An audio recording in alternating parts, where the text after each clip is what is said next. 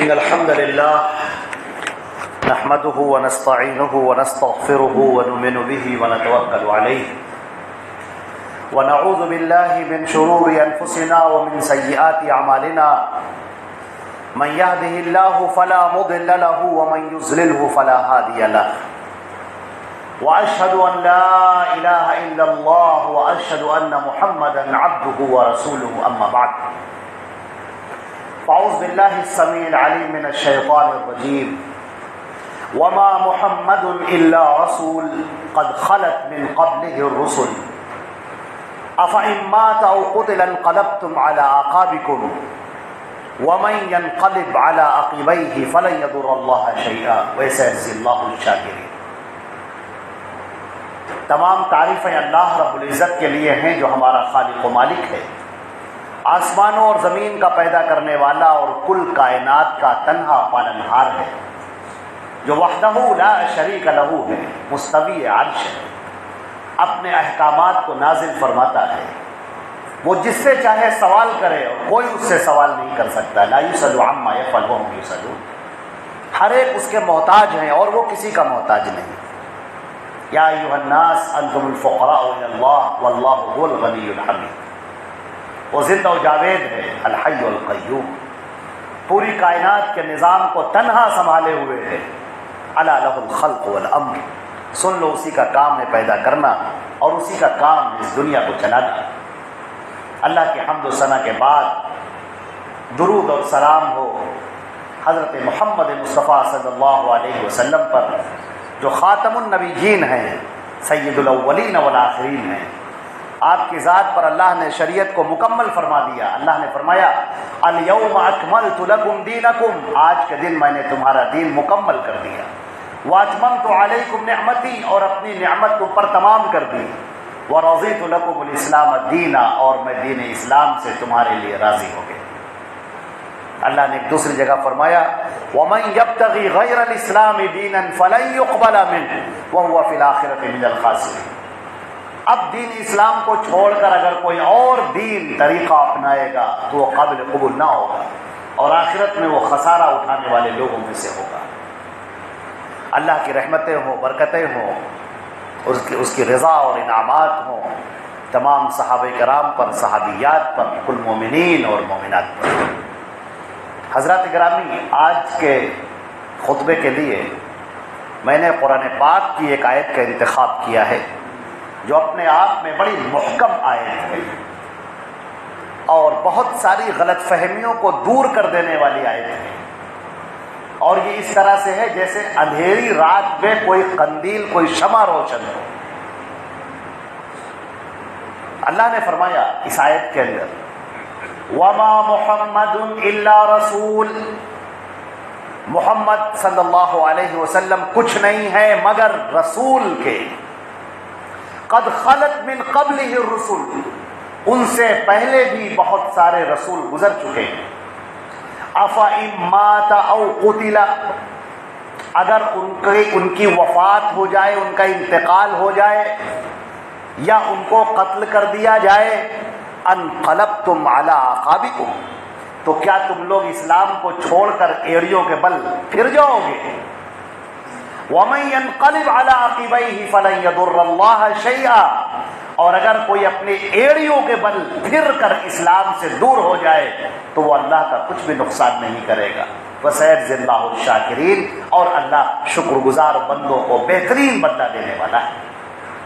حضرات گرامی، اس آیت کا جو پہلا ٹکڑا ہے وما محمد الا رسول، عزیزان محترم، اس جملے کو بہت سمجھنے کی ضرورت ہے۔ اللہ نے یہ بات ارشاد فرمائی محمد کچھ نہیں ہے، وما محمد، محمد کچھ نہیں ہے، الا رسول، سوائے اللہ کے رسول کے۔ یہ کیا مطلب ہے اس بات کا؟ یہ کچھ نہیں ہے، اس کا کیا مطلب ہے؟ اس ایک جملے کو سمجھنے کے لیے آپ سمجھیں یہ سمندر ہے، سمندر۔ یہود اور نصارہ جن کو کتابیں دی گئی، تورات دی گئی، انجیل دی گئی، وہ گمراہ ہو گئے۔ وہ کیسے گمراہ ہو گئے؟ اس ایک جملے کے اندر اس کو نچوڑ کر رکھ دیا گیا. میں آپ کے سامنے پیش کرتا. یہودیوں کے درمیان اللہ نے سیدنا موسیٰ علیہ السلام کو عظیم الشان نبی بنا کر بھیجا. ان کے اوپر تورات نازل فرمائی. حضرت موسیٰ پوری زندگی دعوت دیتے رہے توحید کی، شرک سے دوری کی، اللہ کو الوہیت کو سمجھاتے رہے اور تورات کے احکامات کی تشریح کرتے رہے. اب حضرت موسیٰ علیہ السلام کا انتقال ہو گیا. اب حضرت موسیٰ علیہ السلام کا جب انتقال ہوا، اس کے بعد کچھ دنوں تک تو یہ قوم صحیح رہی. پھر شیطان مردود نے، ابلیس لعین نے، ملعون نے ان یہودیوں کے کان میں ایک بات پھونکی. اس نے کہا کہ موسیٰ تو بڑے عظیم پیغمبر ہیں، موسیٰ تو اللہ سے گفتگو کیا کرتے تھے، موسیٰ علیہ السلام کوہ طور پر جاتے تھے اور اللہ بلا کسی واسطے کے ان سے خطاب کرتا تھا. موسیٰ کا مرتبہ تو بہت بلند ہے. اب تورات کے الفاظ ہیں موسیٰ جیسا پیغمبر تو کوئی اترا ہی نہیں. یہ ساری باتیں اپنی جگہ پر درست ہیں، لیکن اب یہاں سے شروعات ہوئی. موسیٰ بہت عظیم ہیں، موسیٰ بہت عظیم پیغمبر ہیں، موسیٰ اللہ کے بہت قریب ہیں، موسیٰ علیہ السلام سے اللہ گفتگو فرماتا ہے، موسیٰ علیہ السلام کو اللہ اپنے سے قریب کیے ہوئے ہے. اب شیطان نے یہاں پر اپنا رنگ دکھایا اور اس نے کہا تو پھر تم کو چاہیے کہ موسیٰ علیہ السلام کی عزت کرو. موسیٰ عام انسان نہیں ہے، وہ عام پیغمبروں کی طرح نہیں ہے، بلکہ ان کا مرتبہ کچھ اور زیادہ ہے. لوگوں نے پوچھا پھر اور کیسے زیادہ ہے؟ ان لوگوں نے بتایا کہا موسیٰ علیہ السلام اللہ کا ظل ہیں، شیڈو، اللہ کا سایہ ہیں، اللہ ان کے اوپر اتر آیا ہے. اب وہ جسم تو موسیٰ کا ہے لیکن روح اس کے اندر اللہ کی ہے. اس کو کہتے ہیں حلول کا عقیدہ، انکارنیشن کا عقیدہ. اب موسیٰ کیا ہے؟ موسیٰ جو ہے وہی اللہ ہے. آپ ایک لحاظ سے دیکھیے تو اللہ الگ ہے، موسیٰ الگ ہے، لیکن اگر آپ غور سے دیکھیے تو اس پوری کائنات کو چلانے والا تو موسیٰ علیہ السلام ہے. کیونکہ موسیٰ کے اندر اللہ اتر آیا ہے، وہ اللہ کا شیڈو ہے، اللہ کا سایہ ہے. لہذا اب تورات پڑھی جائے گی نمازوں میں عبادت کے لیے، لیکن اس کے بعد کیا ہوگا؟ اب موسیٰ علیہ السلام سے مانگا جائے گا، ان سے فریاد کی جائے گی. اگر آپ کا بزنس نہیں چل رہا ہے تو موسیٰ سے فریاد کرو، اولاد نہیں ہو رہی ہے تو موسیٰ سے مانگو، پریشانی میں گر گئے ہو تو موسیٰ کو طلب کرو. یہ وہ چیزیں تھی شرک. جب یہ شرک پھیل گیا اور بنی اسرائیل کے اندر توحید پر کوئی باقی نہ رہ گیا تو اللہ نے مختلف پیغمبروں کو بھیجا. بہت سارے پیغمبر آئے، حضرت داؤد علیہ السلام بھی، حضرت عزیر علیہ السلام بھی، حضرت شعیب علیہ السلام بھی، حضرت داؤد علیہ السلام بھی، حضرت سلیمان علیہ السلام بھی. لیکن ان سب کی دعوتوں کا وہ اثر رہا. کچھ دنوں تک صحیح رہتے اور پھر بگڑ جاتے، پھر صحیح رہتے پھر بگڑ جاتے.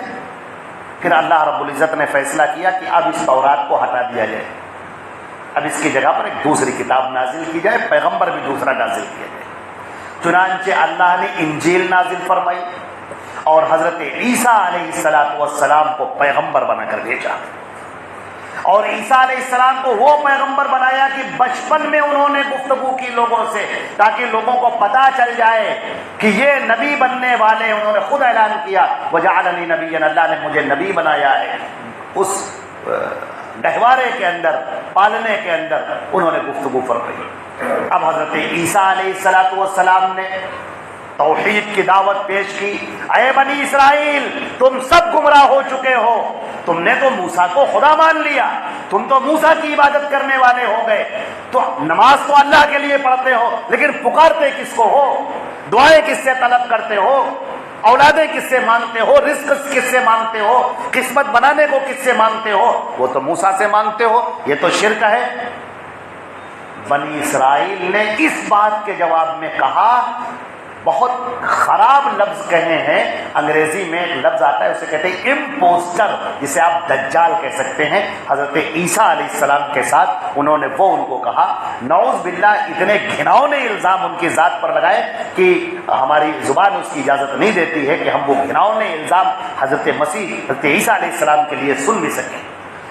ان کو بوریا پہنایا، کانٹوں کا تاج پہنایا، ان کو جوتوں کا ہار پہنایا، ان کو دھکے مارتے تھے یروشلم کی گلیوں میں. بہت برا حال کیا ان کا. لیکن حضرت عیسیٰ علیہ السلام، اللہ کے پیارے نبی صلی اللہ علیہ وسلم نے ان کو اولو العزم من الرسل کہا ہے. انہوں نے توحید کو واضح کر کے پیش کیا. لوگ کہتے تھے تم موسیٰ کے گستاخ ہو. حضرت عیسیٰ علیہ السلام کہتے تھے میں موسیٰ کا گستاخ نہیں ہوں، موسیٰ تو مجھ سے پہلے کے نبی تھے، میں تو ان کی عزت کرتا ہوں، لیکن وہ جو لے کر آئے تھے وہ تعلیم میں تم کو دیتا ہوں. اب حضرت عیسیٰ علیہ السلام کے ماننے والے عیسائی نصارہ کہلائے. حضرت عیسیٰ علیہ السلام کو اللہ نے زندہ آسمانوں پر اٹھا لیا. اب ان کے اٹھانے کے بعد اب شیطان مردود نے سوچا کہ یہ تو جو ہم نے اتنی محنت کی تھی، ان یہودیوں کو اس قدر گمراہ کیا تھا، یہ تو سب پھر صحیح ہو گئے. اب ایسا کرو ان کو پھر گمراہ کرو. لہٰذا پھر اسی راستے سے گمراہ کیا. اس نے کہا حضرت عیسیٰ تو اللہ کے بڑے عظیم ہیں، اللہ کے بڑے قریب تھے، بچپن میں انہوں نے خطاب کیا، ان کی تو بڑی فضیلت ہے. وہ تو مردوں کو زندہ کر دیا کرتے تھے، وہ تو مٹی کی چڑیا بناتے تھے اور پھونک مارتے تھے، وہ اڑ جاتی تھی. وہ لوگ تو مادرزاد، نابینا اور کوڑھیوں کے اوپر اپنا ہاتھ پھیرتے تھے، وہ تو ٹھیک ہو جاتے تھے. تو کیا سمجھے تم ان باتوں سے؟ تم کیا سمجھے؟ تم نے عیسیٰ علیہ السلام کو عام نبیوں جیسا مان لیا. نہیں، وہ عام نبی جیسے نہیں ہیں. نعوذ باللہ ثم نعوذ باللہ ثم نعوذ باللہ. انہوں نے کہا وہ اللہ کے بیٹے ہیں، وہ اللہ کے بیٹے ہیں. نعوذ باللہ ثم نعوذ باللہ. ایک اور عقیدہ رکھا، کہا اللہ نے اس پوری کائنات کو تخلیق کیا اور تخلیق کرنے کے بعد اس کے پورے اختیارات حضرت عیسیٰ علیہ السلام کو دے دیے. یہاں تک کہ کل جب قیامت کا دن ہوگا، جب جنت اور دوزخ کی تقسیم ہو رہی ہوگی اور اللہ کا عرش آئے گا، تو وہاں پر 2 کرسیاں رکھی ہوں گی. اس آسمانی بادشاہت میں 2 کرسیاں ہوں گی، ایک اللہ کی ہوگی، ایک نعوذ باللہ ثم نعوذ باللہ اس کے بیٹے حضرت عیسیٰ کی ہوگی. اور عیسیٰ فیصلہ فرما رہے ہوں گے، کسی کو جنت جانا ہے، کسی کو دوزخ جانا ہے. یہ عقیدہ. اور عقیدہ رکھا کہ جب تم اپنے گلے میں نعوذ باللہ صلیب ڈال لیتے ہو، کراس ڈال لیتے ہو، تو اس کا مطلب ہے عیسیٰ تم سے بالکل قریب ہو جاتے ہیں. جب بھی تم عیسیٰ کو آواز دو گے، وہ کسی نہ کسی شکل میں آ کر تمہاری مدد کریں گے. یہ سارے عقیدے عیسائیوں نے حضرت عیسیٰ کے بارے میں رکھے. ایک پیغمبر جسے اللہ نے پیغمبر بنا کر بھیجا، پیغمبر کا کام ہے اللہ کی شریعت کو لوگوں کو بتانا، اللہ کے پیغام کو پہنچانا. لیکن لوگوں نے ان کا ہیولہ بگاڑ دیا. کسی نے ان کو خدا کا بیٹا قرار دیا، کسی نے یہ کہا کہ خدا ان کے اندر حلول کرایا ہے. نعوذ باللہ من ذالک. اب ہمارے پیارے رسول سیدنا محمد مصطفیٰ صلی اللہ علیہ وسلم کو اللہ نے آخری پیغمبر خاتم النبیین بنا کر دنیا میں بھیجا. اللہ کے نبی صلی اللہ علیہ وسلم نے اس شرک کے پردے کو چاک کیا، توحید کو آشکارا کیا اور کہا اے لوگو لا الہ الا اللہ، اللہ کے علاوہ کوئی سچا معبود نہیں، یہ جتنے معبودان ہیں سب باطل ہیں. پکارنے جانے والی ذات صرف ایک اللہ کی ہے، اسی کو پکارو، اسی کے لیے سجدہ کرو، اسی کے لیے بے قرار ہو، اسی کے لیے ہاتھ اٹھاؤ. وہی پوری کائنات کو چلانے والا ہے اور وہی پوری کائنات میں ہر ایک کو دینے والا ہے. وہ خالق ہے اور سب مخلوق ہے، وہ دینے والا ہے اور سب اس کے سامنے ہاتھ پھیلائے مانگنے والے ہیں. نبی کریم صلی اللہ علیہ وسلم نے یہ توحید کی دعوت پھیلائی اور پھر وہ وقت آیا کہ جب آپ کے اس دنیا سے رخصت ہونے کا وقت آیا. اللہ کے نبی صلی اللہ علیہ وسلم صحابہ کرام کے درمیان تشریف فرما تھے. اچانک آپ نے کہا کہ اے لوگوں، ایک شخص ہے، لوگوں نے اس کو، اللہ نے اس کو اختیار دیا کہ چاہے وہ اپنے دوستوں کے درمیان رہے یا وہ اللہ کے پاس آ جائے، تو اس نے اللہ کے پاس رہنے کو اختیار کیا۔ یہ بات سن کر باقی صحابہ تو بیٹھے رہے، لیکن حضرت ابو بکر صدیق رضی اللہ تعالیٰ عنہ رونے لگے۔ لوگوں نے کہا کہ کیوں رو رہے ہیں آپ؟ کون سی ایسی بات کہہ دی اللہ کے رسول نے؟ ایک آدمی کا کوئی واقعہ ہو رہا ہے، کوئی آدمی کچھ نہیں بولے۔ وہ نبی کریم صلی اللہ علیہ وسلم ایک جنازے میں آپ نے شرکت فرمائی، وہاں سے لوٹ کر آئے، پھر آپ کے سر میں بخار ہو گیا، بہت تیز، پورا بدن اور سر میں درد بخار کی کیفیت۔ آخری نماز جو آپ نے پڑھائی وہ مغرب کی نماز تھی۔ مغرب کی نماز کے بعد سے بخار اتنی شدت کے ساتھ ہوا کہ آپ بستر پر پڑ گئے۔ عشاء کی نماز کا جب وقت ہوا تو لوگ انتظار کر رہے تھے اور آپ نے اٹھنا چاہا، لیکن آپ اٹھ نہیں پا رہے تھے، بار بار بے ہوش ہوئے جا رہے تھے۔ جب ہوش آیا تو آپ نے پوچھا، لوگوں نے نماز پڑھ لی؟ لوگوں نے کہا نہیں، آپ کا انتظار کر رہے ہیں۔ آپ نے کہا مروا ابا بکر فلیصلی بالناس، ابو بکر سے کہو کہ جائیں وہ لوگوں کو نماز پڑھائیں۔ حضرت ابو بکر صدیق رضی اللہ تعالیٰ عنہ نے نماز پڑھائی۔ اب ادھر کیفیت دیکھیے اللہ کے پیارے رسول کی،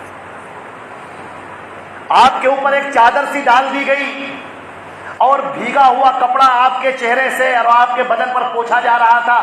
آپ اس عالم میں جبکہ بخار کی شدت ہے، آپ اپنے چادر کو بار بار ہٹاتے تھے، پھر اوڑھتے تھے، پھر ہٹاتے تھے، کہنے لگے لعن اللہ الیہود والنصارى اتخذوا قبور انبیائہم مساجد، یہ لعنت ہو یہود اور نصارہ پر، اپنے انبیاء کی قبروں کو عبادت گاہ بنا لیا۔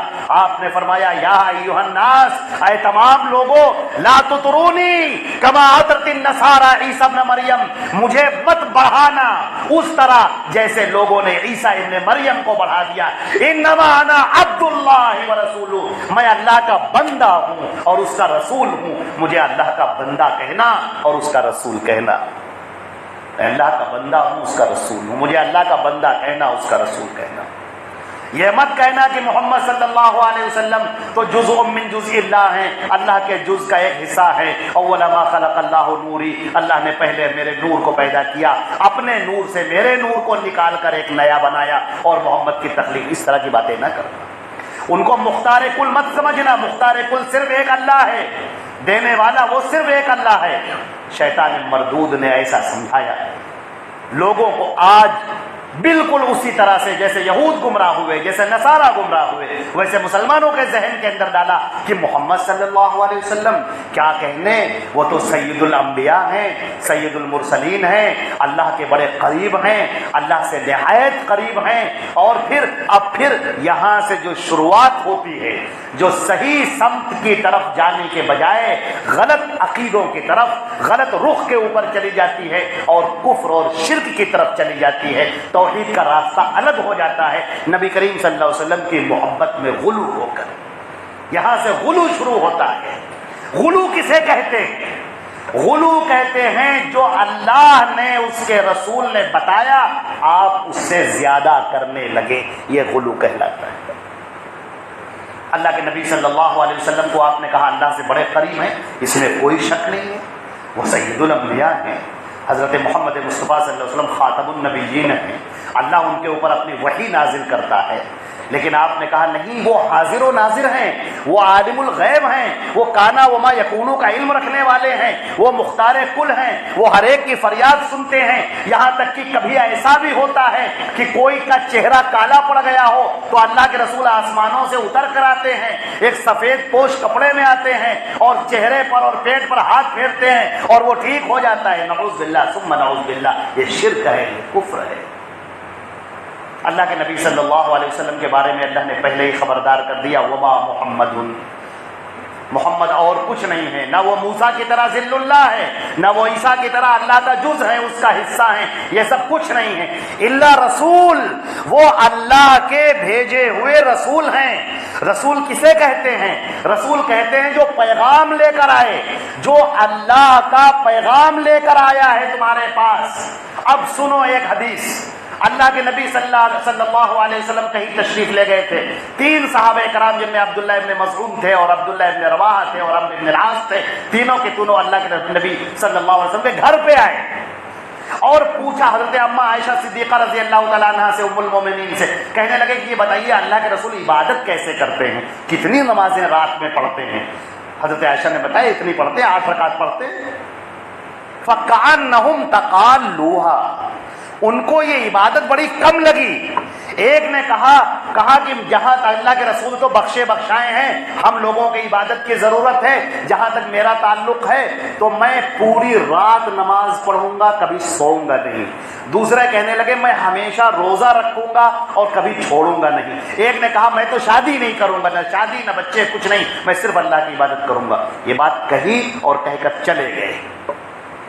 اللہ کے نبی صلی اللہ علیہ وسلم جب تشریف لائے، ام المومنین نے ان کو یہ پوری بات بتائی۔ اللہ کے نبی صلی اللہ علیہ وسلم مسجد کے اندر تشریف لے گئے، لوگوں کو آپ نے جمع کیا اور کہا لوگوں میرے گھر پہ 3 لوگ آئے تھے اور اس طرح کی انہوں نے باتیں کی، اب سنو، واللہ انی لاخشاکم للہ واتقاکم لہ، میں تم میں سب سے زیادہ اللہ سے ڈرنے والا اور اللہ کا تقوی اختیار کرنے والا ہوں، لیکن میں نماز رات میں پڑھتا بھی ہوں اور سوتا بھی ہوں، میں روزہ رکھتا بھی ہوں اور چھوڑتا بھی ہوں، اور میری بیوی، میں شادی بھی کرتا ہوں، میری بیوی بھی ہیں، میرے بچے بھی ہیں۔ فمن رغب عن سنتی فلیس منی، جس نے میرے طریقے سے اپنے آپ کو موڑ لیا وہ ہم میں سے نہیں۔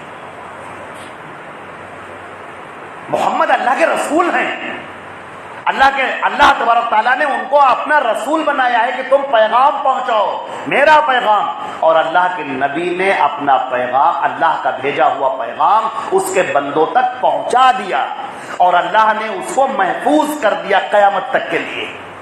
اب اپنی مرضی سے کچھ مت کرو، تم یہ نہ کہو کہ ہم اللہ کے رسول سے بڑی محبت کرنے والے ہیں لہذا ہم ان کا یوم میلاد منائیں گے، ان کی پیدائش کی خوشی منائیں گے، ہم جھنڈے نکالیں گے، علم نکالیں گے، ہم نعتیں گنگنائیں گے، ہم ڈی جے بجائیں گے، ہم ناچیں گے، ہم رقص کریں گے۔ یہ سب حرکتیں نہ کرو، یہ سب یہود اور نصارہ کا طریقہ ہے، مومنین کی شان نہیں۔ صحابہ کرام اللہ کے رسول سے بڑی محبت کرنے والے تھے، لیکن نہیں، انہوں نے اللہ کے رسول کے حکم کے خلاف ایک ذرہ برابر بھی کرنا گوارا نہ کیا۔ شریعت کہتے کس کو ہیں؟ شریعت تو اللہ کے رسول لے کر آئے ہیں۔ اب اگر ہماری اپنی مرضی سے ہم کرنے لگے تو پھر شریعت کہاں رہ گئی؟ پھر تو ہم اپنی مرضی سے کرنے والے ہو گئے۔ اللہ کچھ کہہ رہا ہے، اس کا رسول کچھ کہہ رہا ہے، ہم کچھ اور کر رہے ہیں۔ لہذا اللہ نے فرمایا کہ سنو، سب سے بڑی بات اور اہم بات کہ محمد صلی اللہ علیہ وسلم میرے بھیجے ہوئے رسول ہیں، انہوں نے میرا پیغام تم تک پہنچایا ہے، تم اس پیغام کو سنو، تم اس پیغام پر عمل کرو اور جو کہا گیا ہے اس پر کرنے کی کوشش کرو۔ اس سے ذرہ برابر ادھر ادھر ہونا تمہیں شیطان مردود خندق میں ڈال دے گا، گڑھوں میں ڈال دے گا۔ اور ہمارے نبی صلی اللہ علیہ وسلم نے ایک بات اور ارشاد فرمائی، آپ نے فرمایا جب قیامت کا زمانہ قریب آئے گا تو ایسے لوگ، حضرت حذیفہ کی روایت ہے، بخاری اور مسلم دونوں کی روایت ہے، آپ نے فرمایا دعات علی ابواب جہنم من اجابہم قذفوہ فیہا، ایسے قیامت کے قریب ایسے داعی، ایسے مبلغین کھڑے ہو جائیں گے، دعوت دینے والے، مبلغ، واعظ، مقرر، تقریر کرنے والے، ایسے جو ایسی باتیں تم سے کریں گے کہ اگر تم نے ان کی باتوں پر عمل کر لیا تو جہنم کے گڈھے میں گر جاؤ گے۔ فاحذروہم، چوکنا رہنا، ایسے لوگوں سے چوکنا رہنا۔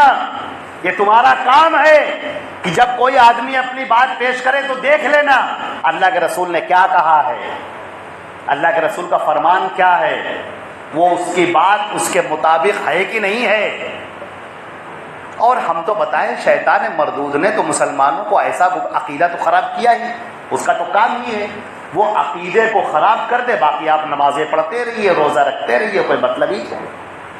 اگر شرک میں مبتلا کر دیا تو شیطان کو معلوم ہے کہ آدمی شرک کرنے لگے، پھر چاہے وہ نماز پڑھے، روزہ رکھے، عمرہ کرے، حج کرے، تلاوت کرے، ذکر و اذکار کرے، خیرات کرے، صدقات کرے، اللہ تعالیٰ کل قیامت کے دن سب بکھیر دے گا اور کہے گا ہمیں کوئی پرواہ نہیں اس کی، ہمیں تو توحید کی ضرورت ہے، وہ کہاں ہے؟ شیطان کو یہ بات معلوم ہے۔ لہذا شیطان مردود کوشش کرتا ہے کہ عقیدوں کو خراب کر دیا جائے. اللہ کے بارے میں عقیدہ خراب کر دیا. اللہ رب العزت کے بارے میں اللہ کا فرمان ہے کہ وہ عرش پر مستوی ہے. لوگوں نے کہا نہیں، اللہ ہر جگہ ہے.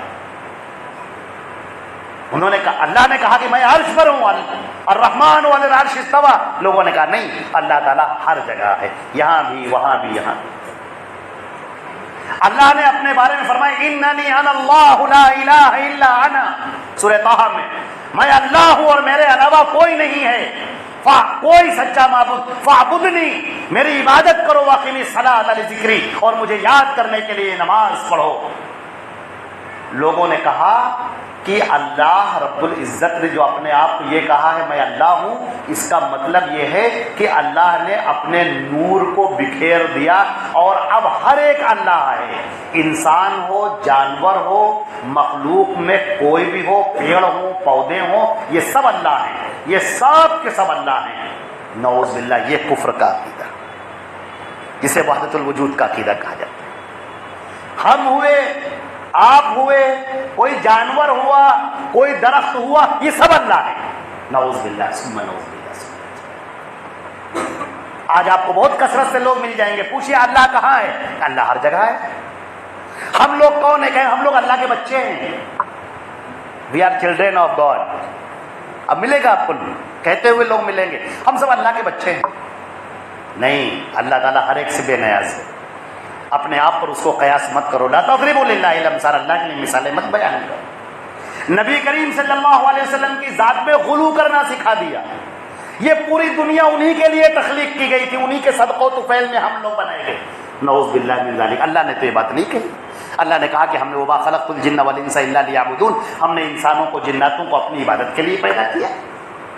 اللہ نے فرمایا کہ انسانوں کو تخلیق کرنے کے بعد حضرت آدم علیہ السلام سے کہا کہ تم لوگ زمین پر جاؤ دونوں لوگ، اور پھر اب میں اپنے عہد کو یاد دلانے کے لیے پیغمبروں کو بھیجتا رہوں گا. جو ان کی باتیں مانے گا اس کے لیے جنت ہوگی، جو ان کی باتوں کا انکار کر دے گا اس کے لیے جہنم ہوگی. اللہ تعالیٰ پیغمبروں کو بھیجتا رہا. اب ان کو عالم الغیب مان لینا، ان کو قادر مطلق مان لینا، ان کو مختار کل مان لینا، ان کو حاضر ناظر مان لینا، انہی کو پکارنا، انہی سے فریاد کرنا، انہی سے کہنا، اور اس لیے درود شریف پڑھنا تاکہ وہ ہماری مدد کو اتر آئیں. اس طرح کے عقیدے رکھنا یہ انسان کو کفر اور شرک کے اندر دھکیل دیتا ہے.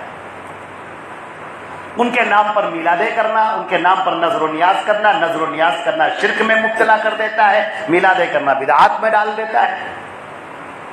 ان طریقوں سے جو اپنے آپ کو الگ کر لے اور صرف کتاب و سنت پر چلے کہ جو میرے فرمان مصطفیٰ ہے، جو اللہ کے رسول کا فرمان ہے، ہم اس پر عمل کریں گے، ہم وہ زندگی گزاریں گے جو ہمارے رسول نے ہم کو سکھائی ہے. لقد کان لکم فی رسول اللہ اسوۃ حسنہ. اے لوگو، محمد مصطفیٰ صلی اللہ علیہ وسلم کی زندگی تمہارے لیے بہترین نمونہ ہے، بہترین نمونہ ہے، وہ آئیڈیل ہے. اسی کو دیکھو اور اسی پر اپنی زندگی گزارو. اللہ تعالی ہم کو اور آپ کو عمل کرنے کی توفیق عطا فرمائے. وآخر دعوانا الحمدللہ رب العالمین. اقول قولی ھذا استغفر اللہ لی ولکم ولسائر المسلمین من کل ذنب فاستغفروہ انہ هو الغفور الرحیم.